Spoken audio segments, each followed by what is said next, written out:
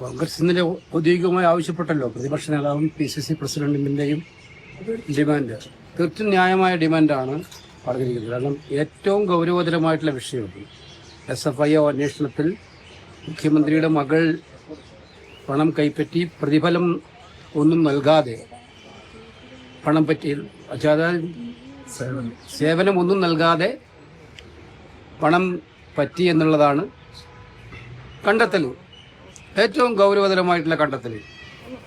അത് മുഖ്യമന്ത്രിയുടെ മകളായതുകൊണ്ടാണല്ലോ സേവനമൊന്നും നൽകാതെ പണം നൽകുന്നത്. അപ്പോൾ അത് ഡയറക്റ്റ് വന്നു ചേരുന്നത് മുഖ്യമന്ത്രിയിൽ തന്നെയാണ്, മുഖ്യമന്ത്രിയുടെ ഉത്തരവാദിത്തത്തിൽ തന്നെയാണ്. അതുകൊണ്ട് അദ്ദേഹം ഈ കാര്യത്തിൽ ധാർമ്മികത ഉയർത്തിപ്പിടിക്കണം, അല്പമെങ്കിലും ഉണ്ടെങ്കിൽ എന്നുള്ളതാണ് എനിക്ക് പറയാനായിട്ട്. പിന്നിൽ രാഷ്ട്രീയ അജണ്ട എന്നാണ് CPM ഇപ്പോൾ പറയുന്നത്, പ്രതിരോധം തീർക്കുകയാണ്. അപ്പം അല്ല, അവര് രാഷ്ട്രീയ അജണ്ട രാഷ്ട്രീയമായിട്ട് നേരിടട്ടെ. പക്ഷേ ഈ കണ്ടെത്തലിനെ അവരെങ്ങനെയാണ് കാണുന്നത്? ഇതൊരു വസ്തുതാപരമായിട്ടുള്ള റിപ്പോർട്ടല്ലേ. പണം വാങ്ങിച്ചിട്ടുണ്ടെന്നുള്ളത് വസ്തുതാപരമായ റിപ്പോർട്ട്, സേവനമൊന്നും നൽകിയിട്ടില്ല എന്നുള്ളത് വസ്തുതാപരമായ റിപ്പോർട്ട്. ഇത് രണ്ടും കമ്പനി തന്നെയാണ് സേവനം നൽകിയിട്ടില്ല എന്നാണ് പറഞ്ഞത്.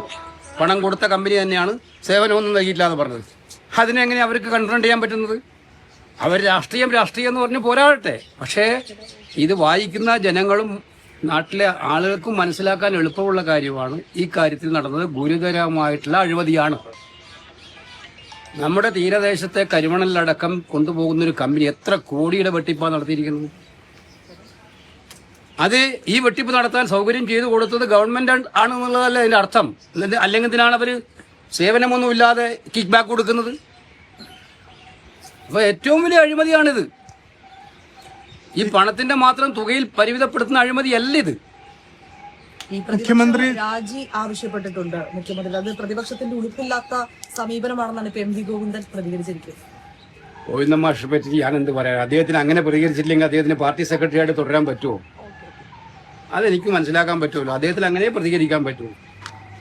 അങ്ങനെയാണ് ഒരു പാർട്ടി സെക്രട്ടറി പറയേണ്ടിയിരുന്നത്.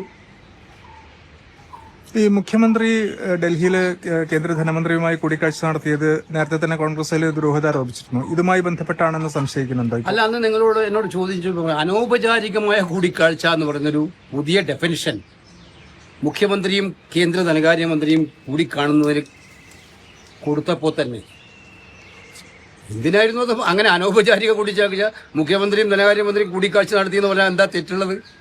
ആരും കുറ്റം പറയുമോ? അപ്പൊ എന്തൊക്കെയോ മറച്ചു പിടിക്കാൻ ശ്രമം അന്ന് തന്നെ ഉണ്ടായിരുന്നു എന്നുള്ളത് നമ്മളെല്ലാം പറഞ്ഞതാണ്. ഈ കിക്ക് ബാക്കിൽ വിജിലൻസ് അന്വേഷണത്തിന് പോയി ഇത് നടന്നില്ല, വിജിലൻസ് ഹൈക്കോടതി അനുവദിച്ചില്ല. സ്വാഭാവിക ഇതിപ്പോൾ പുതിയൊരു അന്വേഷണ റിപ്പോർട്ട് പുറത്തു വന്നു. ഇപ്പോൾ ഒരു കേന്ദ്ര ഏജൻസികൾ കൂടുതൽ വിശദമായ അന്വേഷണം വേണമെന്നൊരു അഭിപ്രായം KC വേണുഗോപാൽ. അല്ല, അന്വേഷണം നടക്കുമല്ലോ, സ്വാഭാവികമായിട്ടും അന്വേഷണം നടക്കുമല്ലോ. അന്വേഷണം നടക്കട്ടെ, അതിനൊന്നും കുഴപ്പമില്ല. പക്ഷേ ഈ ഇതിനകത്തുള്ള വസ്തുതകളുടെ അടിസ്ഥാനത്തിലുള്ള കണ്ടെത്തലുകളുടെ തുടർന്നുണ്ടായ കാര്യത്തിലാണ് ഞാൻ പറയാൻ ആഗ്രഹിക്കുന്നത്. വളരെ ഗൗരവതരമായിട്ടുള്ള കണ്ടെത്തലാണ് അവർ കണ്ടെത്തിയിരിക്കുന്നത്. ഇത് അന്തരീക്ഷത്തിലുണ്ടായിരുന്ന കാര്യമാണ്, പക്ഷേ സബ്സ്റ്റാൻഷിയേറ്റ് ചെയ്തിരിക്കുകയാണ്.